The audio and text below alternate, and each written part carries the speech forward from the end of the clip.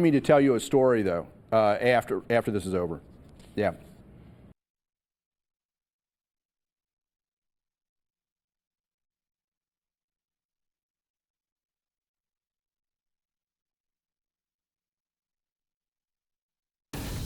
The inside story on the issues that affect you and your community. This is Local 12 Newsmakers. Good morning and welcome to Local 12 Newsmakers. I'm Dan Hurley. 10 days ago, Ohio Lieutenant Governor Mary Taylor came to Cincinnati for a series of meetings, and her office suggested a Newsmakers interview. Because of the time, we could not record it in the studio. So unlike what you normally see, the interview is edited. The state constitution does not specify a job description for the Lieutenant Governor. The person in that position has to work it out, what their responsibilities will be with the governor based on the combination of the needs of the administration and their particular talents. The decision was that Mary Taylor would have two primary responsibilities. First, to head up what is called the Common Sense Initiative to review state regulations and practices, and second, to serve as the director of the Department of Insurance. I began by asking her to give a concrete example of what has been accomplished through the Common Sense Initiative. What had happened was the prior administration had rolled out a new rule package that would have implemented new standards for certain requirements within your home. Maybe it had to do with insulation, for example, or certain things that you had to upgrade in an old home when it was being sold. What kind of the things you look at it from a building code perspective? What is it? What do I have to comply with to build my house? We looked at these rules, we worked with the business community, the home builders, and we all agreed that there was no massive security or safety issue that needed to be addressed in the way that these old rules were addressing it. So the Department of Commerce pulled the rules and said, let's sit down with home builders, let's sit down with home buyers, real estate agents, realtors, let's understand the impact, negative impact this is going to have on our community in Ohio, and those that are hoping to purchase either a new home or purchase an existing home. But who gets to sit at the table to review the regulations? In this case, should an interest concerned about energy conservation, health, and safety be at the table? I think that's a great question. I'm glad that you're asking me, because I really want to clarify that it's not just who ends up at the table, because we really are hoping to reach out to all sides of an issue. So if we're dealing with an environmental issue, for example, and there are environmental concerns, our goal is to understand how it impacts the business, but also make sure that if it's an environmental issue, we're doing what we need to do to protect the environment. So we want those representatives at the table as well. Sometimes there are rules that we're required to comply with that are federal, for example, federal rules. And there are times when there's a little bit of flexibility to better manage within those rules to do what's best for your state and for your citizens. And so that's really what we're asking all of our agencies to do. But I do want to be clear, we want all sides at a table. We know how important it is to protect the environment and the health and safety of Ohioans. And so when we're dealing with difficult issues, we want to make sure we address those as well. In her role as the director of the Department of Insurance, Taylor has significant responsibility preparing Ohio for implementation of federal health care reform. I ask how she has directed her department to prepare for that. When we first came into office last year, part of my responsibility at the department is to understand the impact of any new insurance laws, requirements, regulations, meaning those that impact insurance companies and also those that impact consumers in Ohio. So I commissioned 2 studies to look at what the impact of the new federal health care bill would be on Ohio, on our market, our small business owners, and our consumers. And it's also a responsibility, I believe, to inform Ohioans about what that impact's going to be. It would be like any other change in, any other type of insurance that would be impacting every single Ohioan. The 2 studies that we did obviously showed the first one looked at IT infrastructure, and clearly there's an additional cost to Ohio and our taxpayers, about $30 million a year on average to run the administrative side of a new program centrally built around the exchange, for example. So it is not without cost. and that cost is before you even provide an additional benefit to any consumer in Ohio. So it's just making Ohioans aware of what it actually means to comply with parts of the federal health care bill. The other piece we looked at was how does it impact the actual insurance market, which then directly impacts consumers in the cost of premiums. If you look at Ohio's market before the bill is implemented versus what Ohio's market would look like after the bill is implemented, many Ohioans will see increases in premiums. In our individual market, you could see increases of 55 to 85%. On your premiums that you pay for your health insurance. And then in our small business market, you could see increases of 5 to 15% on top of what they're already seeing, kind of as a normal trend over the last few years. So it's going to have an impact, and I think Ohioans need to understand and be prepared for what's coming. Ohio has not taken any action to set up a health care exchange that is required under the federal law. I asked whether the Kasich administration is simply hoping for the U.S. Supreme Court to strike down the law later this month. We have not made a formal decision to set up a state-based exchange yet. We're still waiting to get clear guidance from the federal government on what that exchange looks like, what's going to be required of us, and exactly what it's going to cost, and make sure that we all understand what that means to Ohio and, again, to Ohio citizens. Sometimes the guidance changes, and so it's really hard to make a decision that's best for Ohio based on a playing field that keeps changing, or the rules of the game keep changing. Some do and some don't. We're kind of in the middle of the pack from a decision-making perspective about where Ohio is going. Keep in mind, every state's health insurance market looks different than another state. So just because I have described to you what our consultants and our research shows is going to be the impact for Ohio, another state would not have that same impact. Other states have more mandates on the type of coverage that you have to provide, so the federal law is going to impact that state in a much different way. And so our concern isn't that, we think we need more accountability and transparency. And if we could get there through an exchange or whatever you call that, certainly that would be something we could see if we could design it the way that's best for Ohio, that could be good for our state. Again, our market's different. Ohio looks a lot different than a lot of other states. And so I believe it's the responsibility of the state and the leadership of those states to make that decision and do what's best for our state. From our perspective, we came into office with an understanding that we have to do things different. We have to reform state government. We have to modernize the way we operate, the way we function, and the way we provide services to Ohio citizens. And we believe that local governments need to take a look internally at ways they can improve their internal operations and cut costs and be more efficient. We have encouraged governments to do that through ideas around sharing of services, looking at how you can participate or work with a local neighboring community to continue to provide services, but to reduce the overhead or the administrative costs that might be associated with that.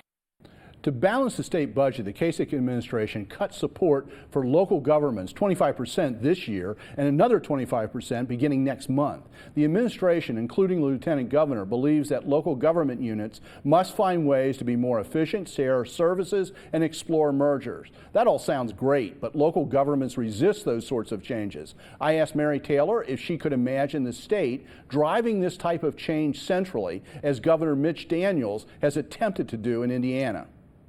We have not sat and had a conversation around driving that type of reform from the top. I mean, from my perspective, that reform starts best when it starts in local communities on your television show, local community citizens getting together and saying, we demand or want things to be different.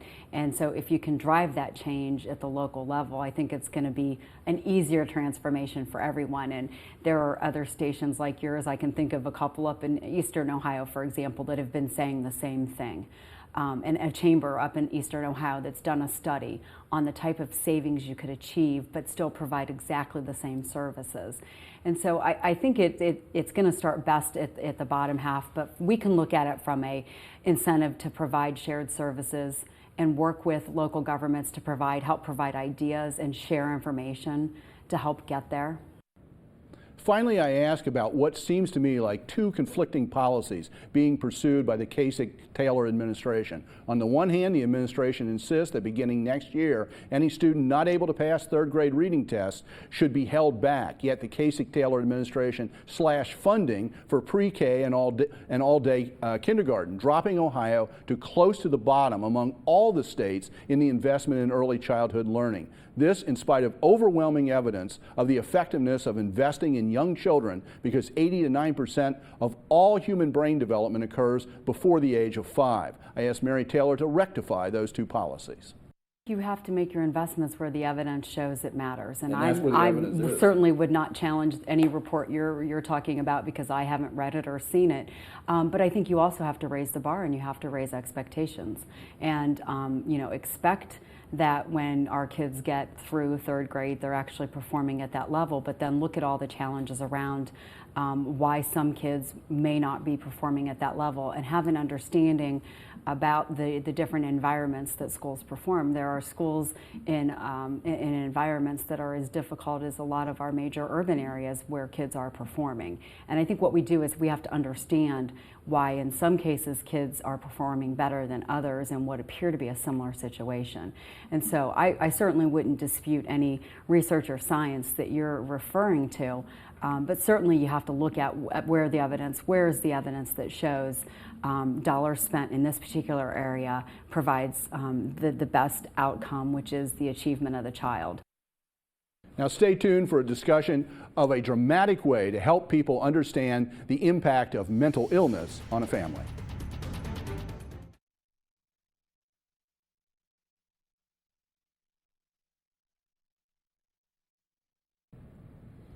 Welcome back. One of the problems with mental illnesses is that they are still difficult for many people to understand and, more importantly, to discuss. Last fall, the Ensemble Theater Cincinnati presented Next to Normal, a dramatic musical about the impact of mental illness on the members of one family, the Goodmans. The show absolutely caught fire. Not only did it play to sold-out houses, but with the permission of the fire department, the theater was allowed to sell tickets to allow people to sit on the steps, resulting in selling out 102% of the house. Given that reaction, Ensemble Theater decided to bring back Next to Normal for an encore performance from June the 15th to July the 1st. The return of Next to Normal provides a wonderful opportunity to initiate better discussions about mental health and mental illness inside families and the community. To do a little of that, I am joined this morning by three people. Jessica Hendy plays Diana Goodman, the mother in the play. Rick Barnhart is the president of the Hamilton County chapter of the National Alliance on Mental Illness. NAMI is dedicated to improving the lives of families and individuals affected by mental illness through education, support, and advocacy. And Dr. Paul Keck, the president and CEO of the Linder Center for Hope, which is devoted to research and treatment of people suffering from mental disorders. Welcome to everybody to Newsmakers. Let's start with you, Dr. Keck. Just how significant is this question of mental illnesses? Because, as I said, I think it's still hard for a lot of people to recognize what's out there, much less talk about it and deal with it. Well, I think the show Next to Normal is a great opportunity to raise awareness. Mental illness is the #1 public health problem in our country. We're used to hearing about the common problems of cancer and heart disease and diabetes, but in fact the overall problem of mental illness is 2.5 times higher than the aggregate problem of all of those other illnesses combined. So this is a huge challenge facing our society. That's the bad news part of things.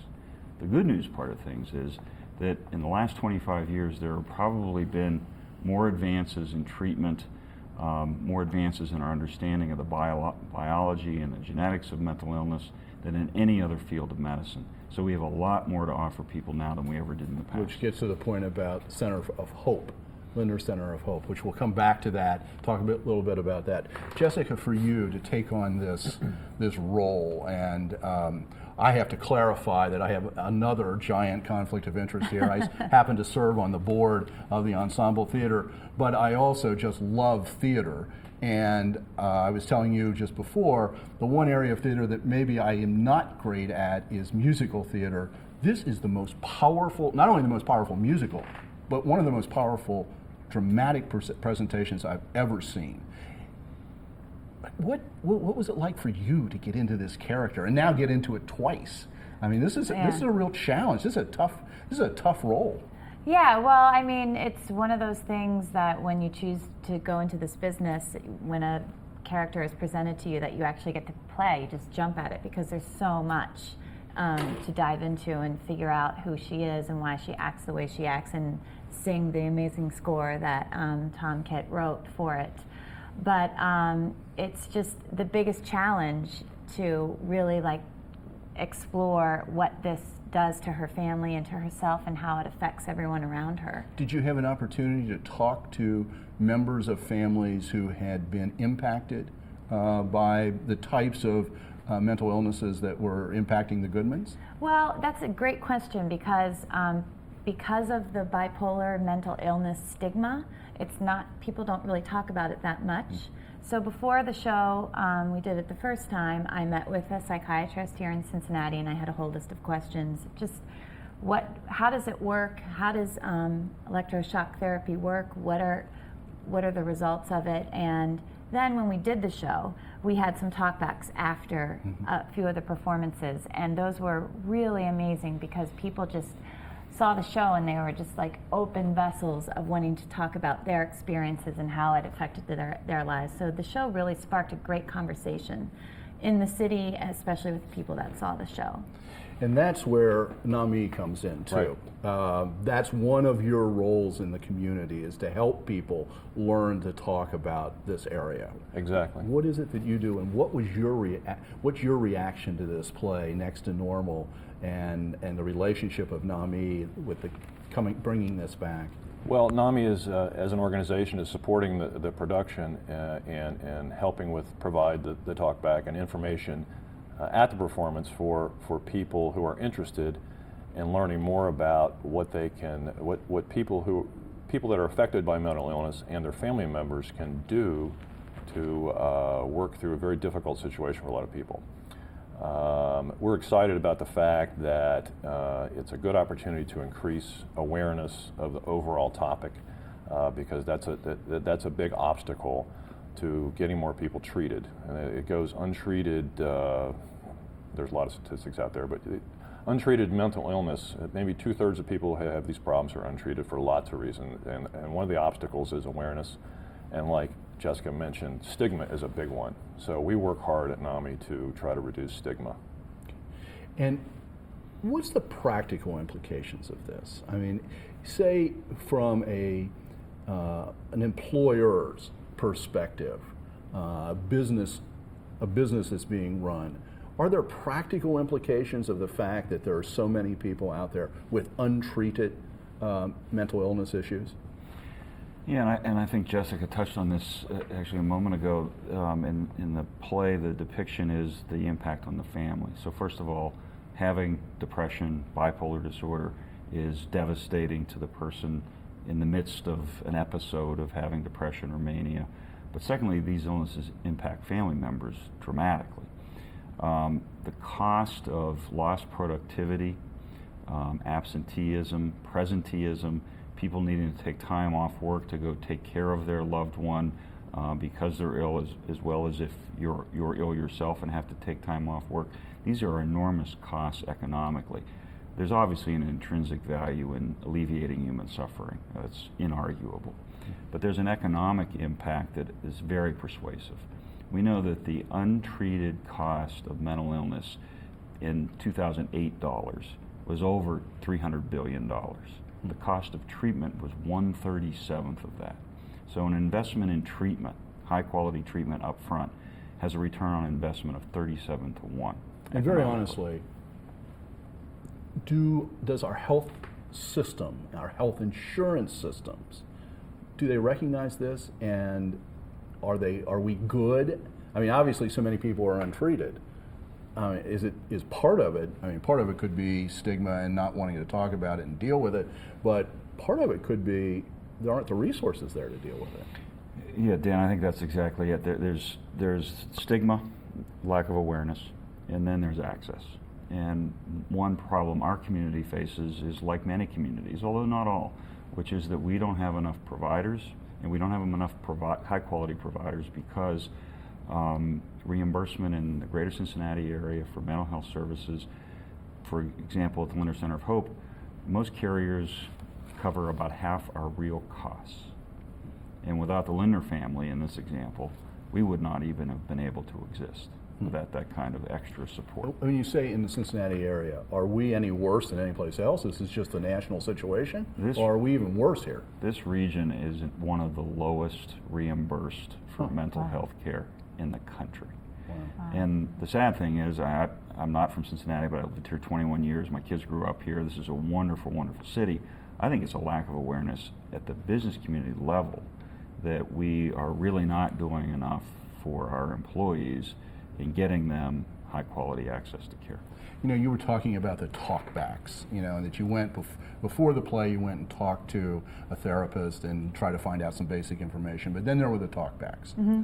Did you just have people tell you stories that actually you were able to incorporate into your way of approaching your character and just moved you as a human being?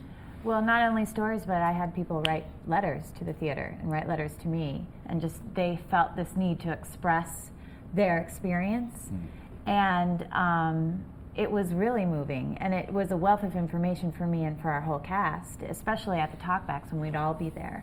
And Doctor would, present a situation, and people would tell their stories, and we would relate to it as an actor or as the show happened. So are you going into this second run very differently as a person and as an actress than you went into the first run at the beginning? Well, I think as an actress, I'm going into it with a lot of excitement because you rarely get to do a show that's so good again. Right.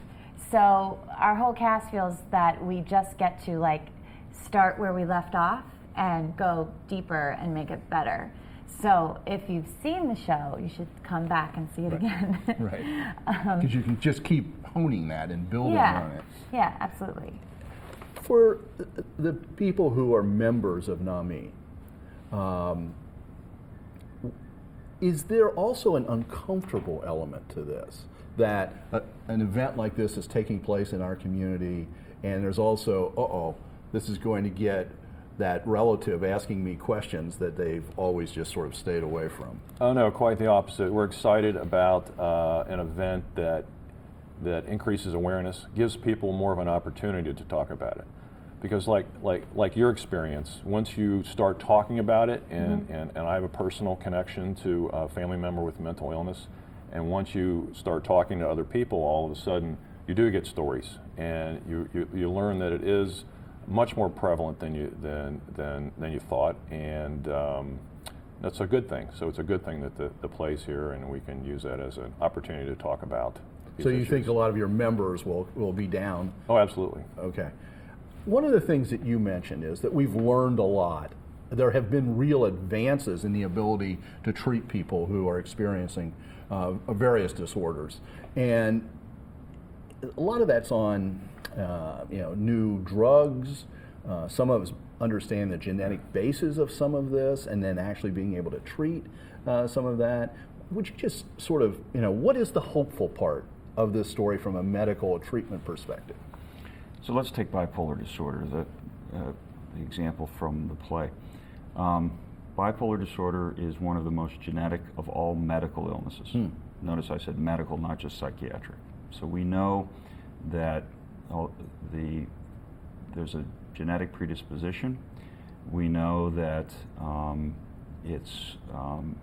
we don't know exactly what that genetic predisposition is, but we know it affects a very specific region of the brain. And based on that knowledge, in the last 15 years or so, there have been a dozen new medicines that didn't exist before for treating people with bipolar disorder. There also have been specific improvements in counseling that's directly for bipolar disorder and helping people manage key components of the illness. For example, we know that people with bipolar disorder have to pay attention to their sleep. If you don't sleep well, one of the first things that can happen is it triggers a relapse. Drinking and drug use trigger relapses very quickly in people with bipolar disorder. So we know a lot more about the behavioral factors that people can change and influence to manage their own illness better. For people with bipolar disorder now, the goal is recovery, full functioning, normal, meaningful life. And that wasn't true 25 years ago. You know, unfortunately, I'm just about out of time, and this is just introducing this, and that was the goal here. Hopefully people will go to the play, hopefully people will contact your organizations and follow up, and I want to make sure they know how to do that. So, first off, if you'd like tickets for Next to Normal, contact the Ensemble Theater Cincinnati on the web at www.ensemblecincinnati.org or call 513-421-3555. To get into contact with the Hamilton County chapter of NAMI, you can call 513-351-3500 or find the website at www.NAMIHC, that's for Hamilton County, NAMIHC.org, or the Linder Center of Hope, 513-536-4373, translates hope, or at their website, lindercenterofhope.org. I want to thank all of you for being here. I want to congratulate you for bringing this back to the stage, and thank you for all of the work you do in the community, both as volunteers and professionally, on an area that we need more and more attention. And thank you for making Newsmakers part of your Sunday morning. Join me again next week to meet the men and the women working to shape our community for the future. Have a good week.